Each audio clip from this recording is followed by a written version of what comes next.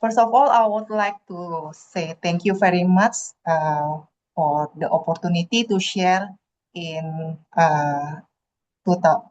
Supply Chain Innovation Summit 2026. Today, I will share about the digital innovation for sustainable business transformation. As mentioned before with Bu Sabrina, I am Tanti Octavia, CCA. I'm a head of Master of Information System Management Study Program from Bina Nusantara University.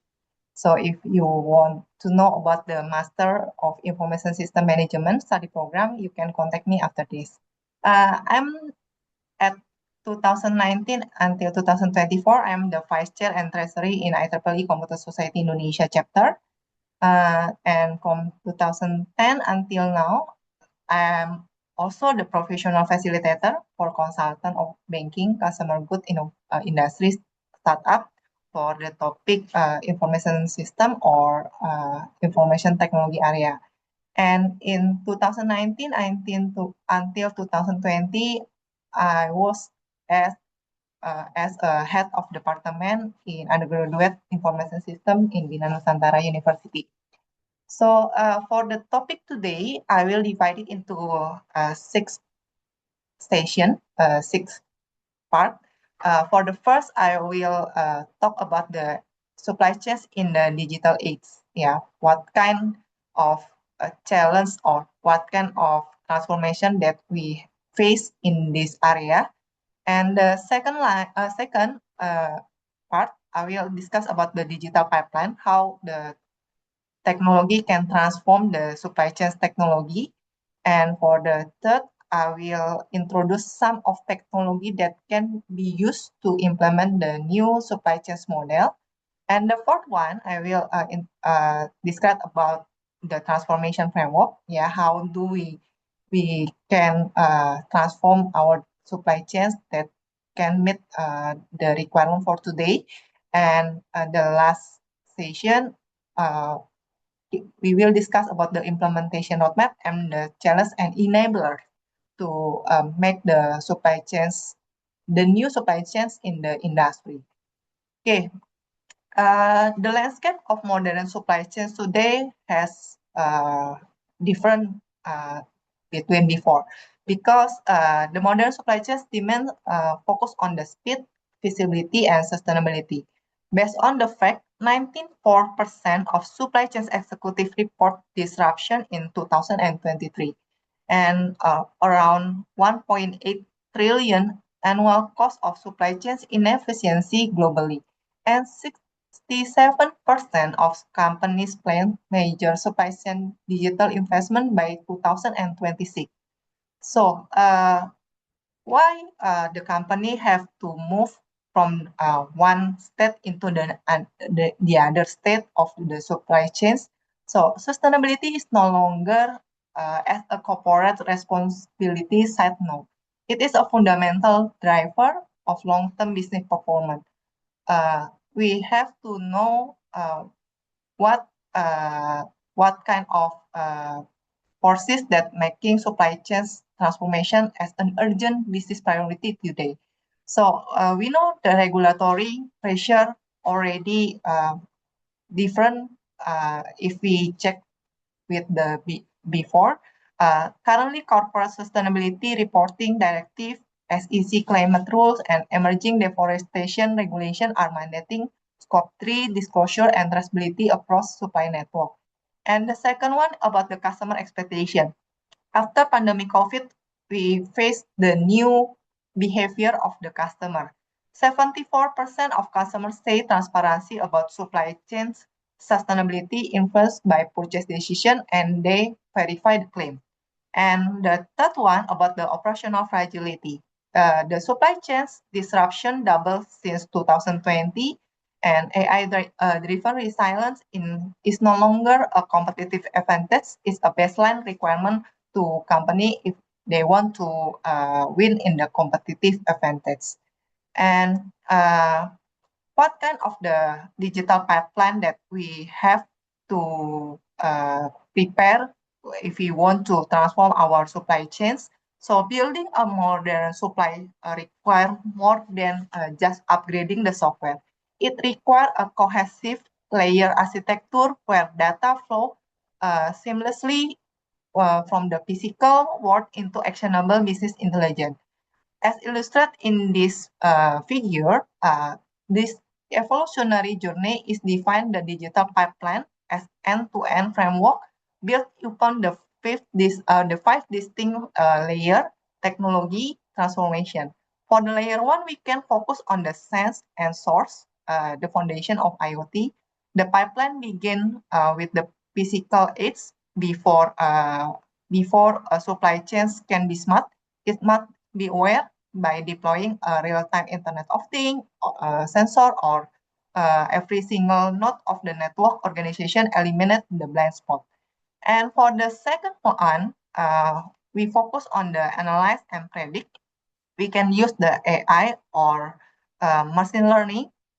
So we know the raw data is useless without the context. So once the IoT layer capture the data, it is fed the artificial intelligence and machine learning engine to transition the business from reactive to proactive.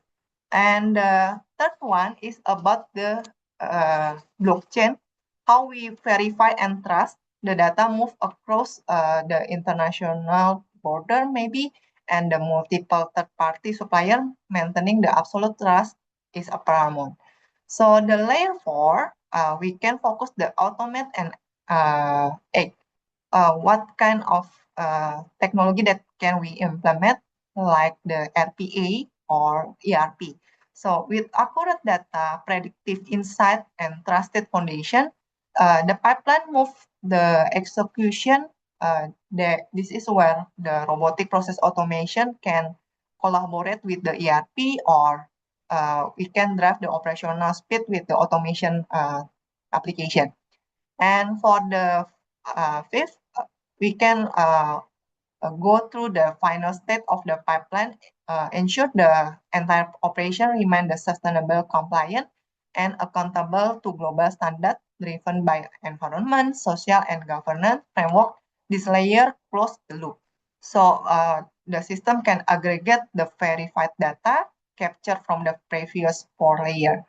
The impact is automatically quantify the scope, water usage maybe, and the labor metric into audit ready stock, or this ensure compliant with tightening regulation while proving to consumer that corporate sustainability goals are actually being met.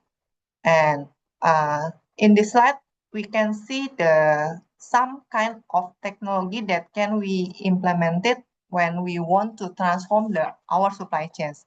For the first, we can focus the IoT and digital twins. We can use the RFID, GPS, telemetry on every pallet as computing to reduce the cloud latency. And we can use the digital twins simulate supply chains in real time or cold chain sensor with automatic alert. For the AI or machine learning, we can focus for the demand forecasting for the stock or supplier risk scoring via NLP, natural language processing, or we can use AI or machine learning for anomaly detection across logistic data and the scenario simulation for disruption and planning.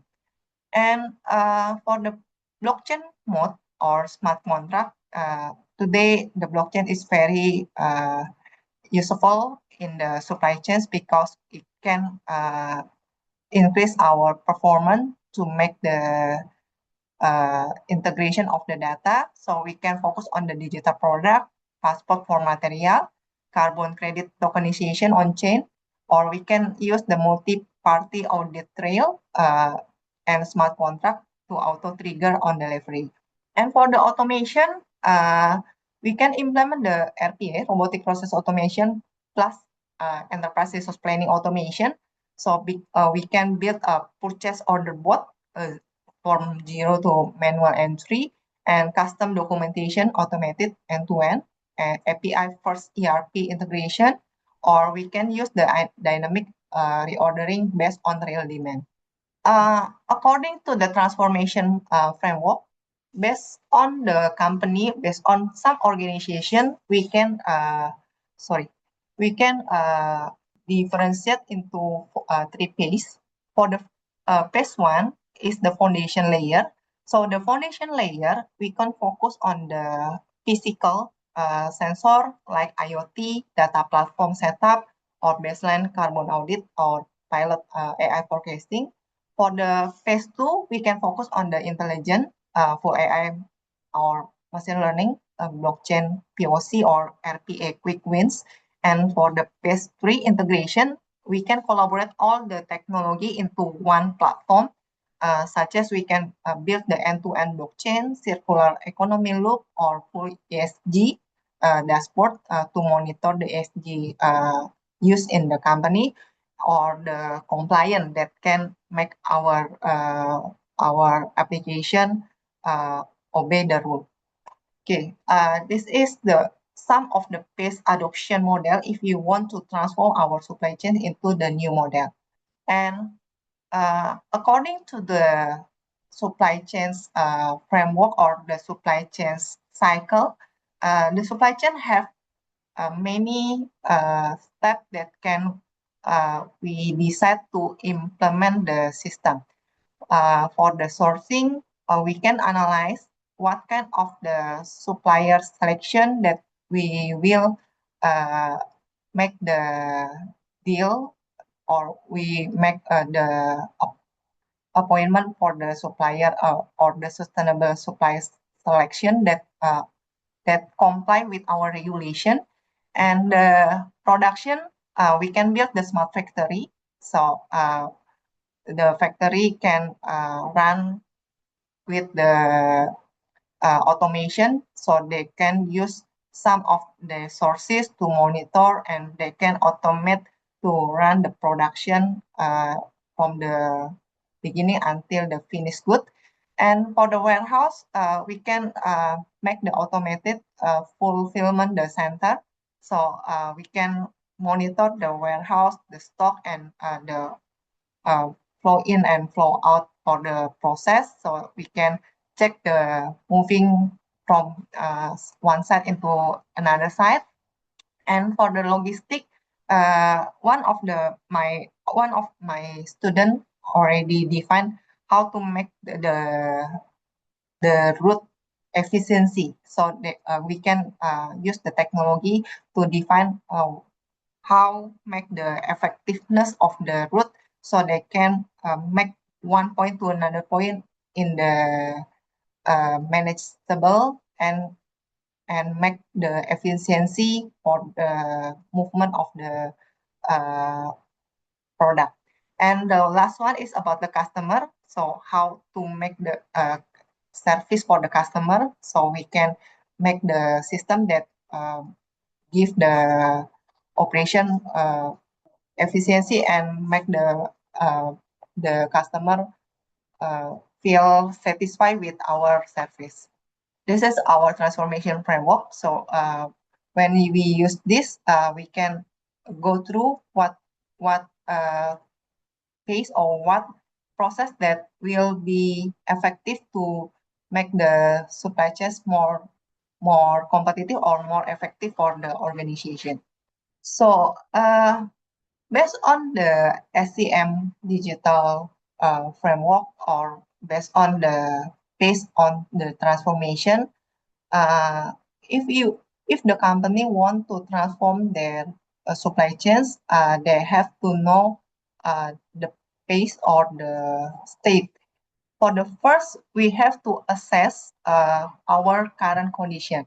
So we have to know the current digital maturity in our company. We will measure the carbon footprint. Maybe we can identify the quick wins, how to change the technology in our supply chains in the future. And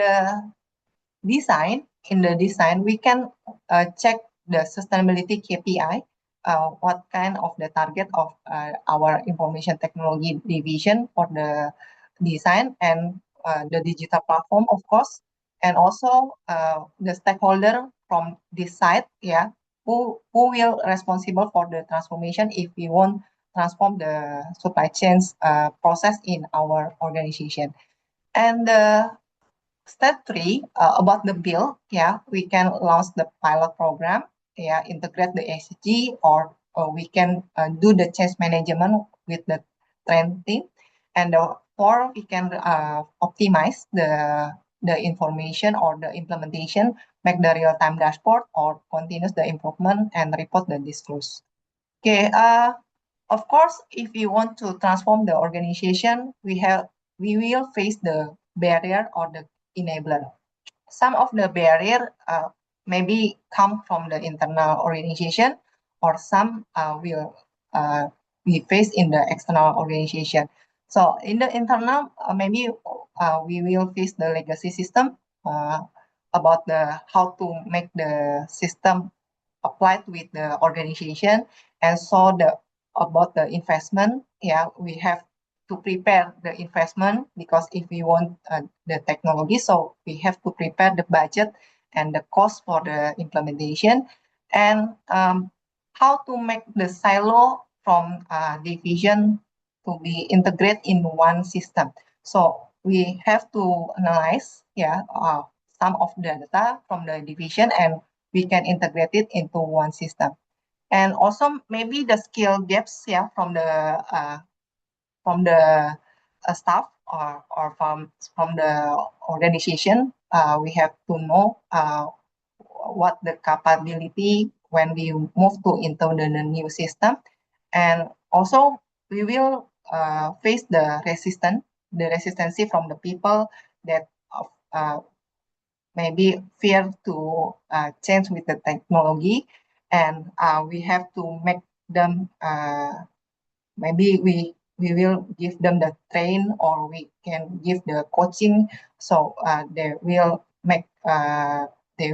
trust to us, yeah, to change the technology for the process. And for the key enabler, maybe come from the first, and maybe the most of the enabler is from the executive sponsorship. Yeah, so we have to make the sponsorship for executive, maybe from the CEO, from the higher commissioner, yeah, to support us when we want to upgrade our technology to the supply chains. And also for the environment, the ecosystem, upscaling program, yeah, transparent reporting, and the government is also uh, some of our supporting system to change our supply chain into the new model and the new transform model. Yeah, this is maybe for me. So if we want to uh, transform our supply chains, it's not about the digital technology, but how to make the people, how to make the culture and the environment ready to transform to the new one. Uh, Maybe that's all from me. Thank you.